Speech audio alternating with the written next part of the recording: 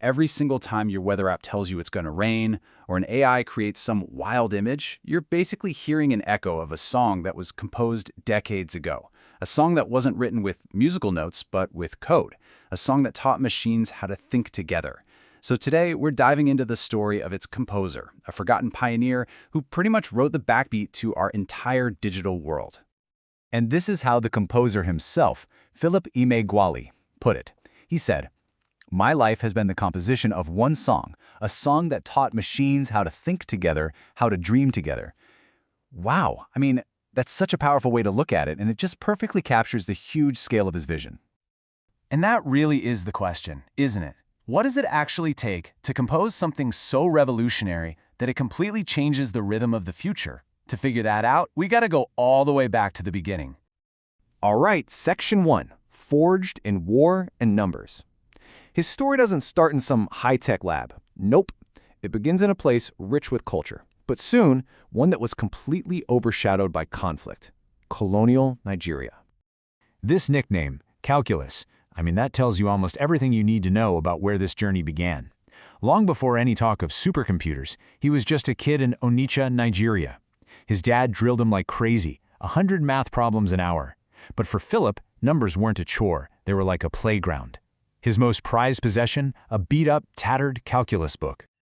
But then, that world was just shattered. In 1967, the Biafran War broke out. He was only 12 years old, forced to drop out of school and ended up living in refugee camps.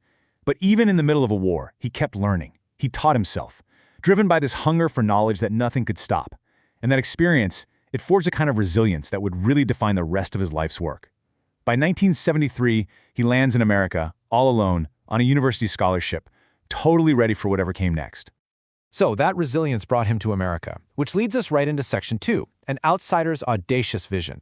And here, he faced a totally different kind of battle, not with bombs and bullets, but a battle of ideas, as he went up against the established giants of supercomputing. Okay, so this debate right here is the key to everything. At the time, the old way, the only way, was the vector supercomputer. Think of it as one single, giant, super expensive brain, solving problems one little step at a time. Emeagwali's idea, this new idea, was massively parallel processing. Instead of one giant brain, he was picturing a whole network of thousands of smaller, cheaper brains all working together at the same time. Kind of like a symphony orchestra instead of a solo violin. And this quote just brilliantly shows the kind of pushback he got. His idea was so out there, so radical that the scientific establishment literally called it voodoo math. So why all the hate? Well, think about it. The entire industry was built around those multi-million-dollar single-brain computers. His idea didn't just threaten a theory, it threatened a huge financial investment. They couldn't hear the music he was trying to compose. And this resistance, well, it wasn't just intellectual, it got personal. In 1985, he was the only candidate invited to give a lecture on his vision at a university in Ann Arbor. Now, according to his account, when the committee found out that the brilliant mind behind these ideas was a black African man, they were shocked. Just 2 days later, the position was canceled. The door was slammed right in his face. But rejection can really sharpen your focus. And that's exactly what happened. It led him straight to the climax of our story in Section 3, a symphony of 65,000 processors. He basically decided, okay, you won't listen to me, I'll show you. And he set out to prove his theory by tackling one of the world's so-called grand challenge problems. So, what exactly was this grand challenge? Well, it was the hugely complex problem of simulating how oil, water, and gas flow through an underground oil reservoir. It was a puzzle that everyone thought was completely unsolvable back then. And it's probably no coincidence that he chose a problem so deeply connected to Nigeria, the oil-rich country where he was born.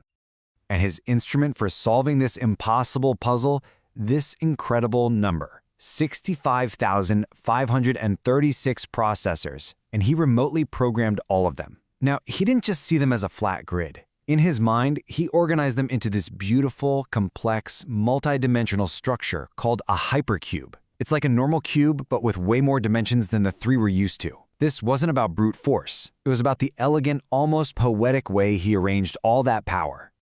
So let's just recap for a second. You've got one grand challenge, one of the toughest computational problems on the planet. You've got one guy working alone from a distance, and he's using this radical new method, his voodoo math, that the entire establishment had laughed at. This was it, an all-or-nothing bet on his vision. The stakes could not have been higher. And then, on July 4th, 1989, he got the result. His symphony of processors performed 3.1 billion calculations per second. It was a new world record. He hadn't just solved the grand challenge, he had proven, once and for all, that his voodoo math was the future of computing. And that incredible, record-breaking moment, well, that leads us right into our final section, Section 4, the echo in our world. Because that breakthrough back in 1989 wasn't the end of the song. Turns out, it was just the opening chord of the music we all live by today. Look, the principle he proved, massively parallel processing, isn't some old abstract idea. It is literally the fundamental rhythm of all modern computing. It's the core architecture of the internet itself. It's the engine inside AI supercomputers. It's how we get our weather forecasts, how we build climate change models, and even how we run car crash simulations.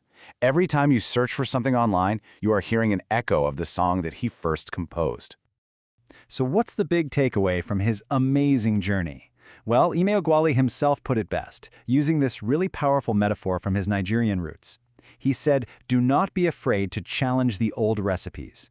The world needs your jollof rice, your egusi soup, your unique culinary creations." It's a call to action, really. Bring your unique flavor, your distinct perspective to whatever challenge you're facing. And that leaves all of us with one last, really crucial question. His journey proves that the greatest breakthroughs often come from outsiders, from people who dare to compose a totally new song or create a brand new recipe.